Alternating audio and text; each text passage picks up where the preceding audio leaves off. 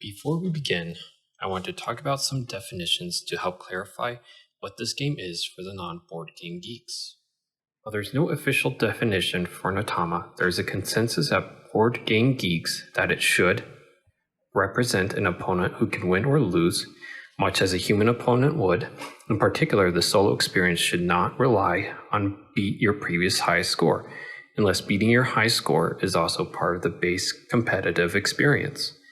It is not to be a full simulation, but instead should interact with the game and the player enough to feel like an opponent, while streamlining out a lot of details. Not require the human to make choices on behalf of the automa that works against the human interests. A roguelike game is a subgenre of role-playing video games characterized by dungeon crawl through procedurally generated levels, turn-based gameplay, grid-based movement, and permanent death of the character. Roguelites, like Paths to Aegis, separate themselves from roguelites via a mechanism to carry over progress from one run or death to another. A deck building game is a card game or board game where construction of a deck is a main element of gameplay. It is similar to collectible card games that each player has their own deck. Let's talk about how I got here. The core philosophy of my game design: every action needs an equal counter. A few of my favorite board games include Dominion, Forbidden Island, King Domino. I really thought about these games and what made them so enjoyable to me compared to games like Monopoly, Settlers of Catan, and Risk, which are popular but not much enjoyable to me.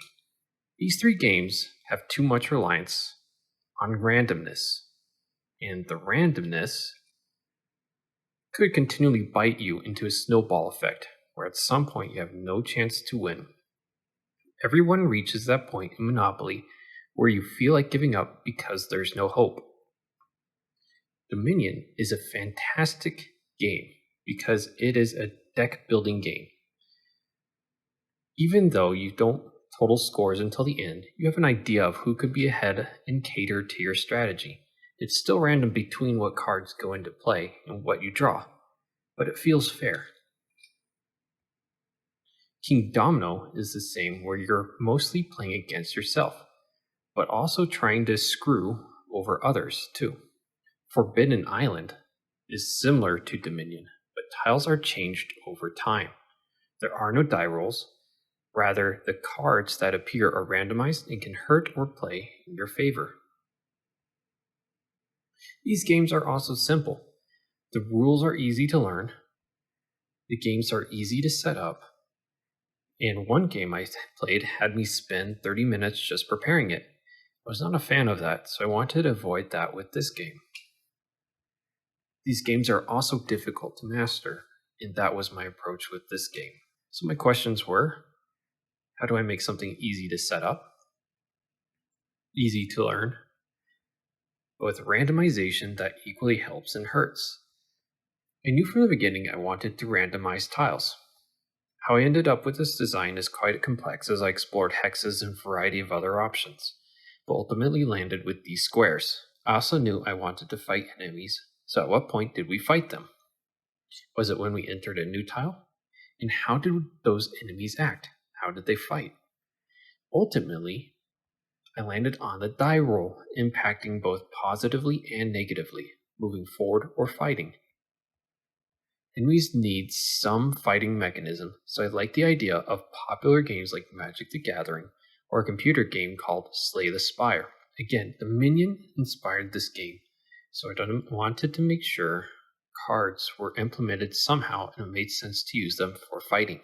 Though I struggled a long time how we would keep track of health and how the enemy fought the player.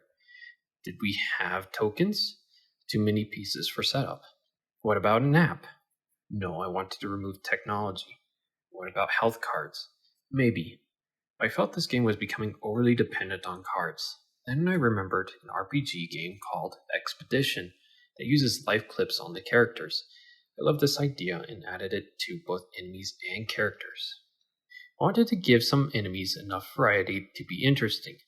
I landed on a mixture of things from Expedition and Magic the Gathering. Each enemy has something standard about them, but then each one has some special ability that can increase the difficulty. For example, the dragon seems easy to fight, except when you roll a 5.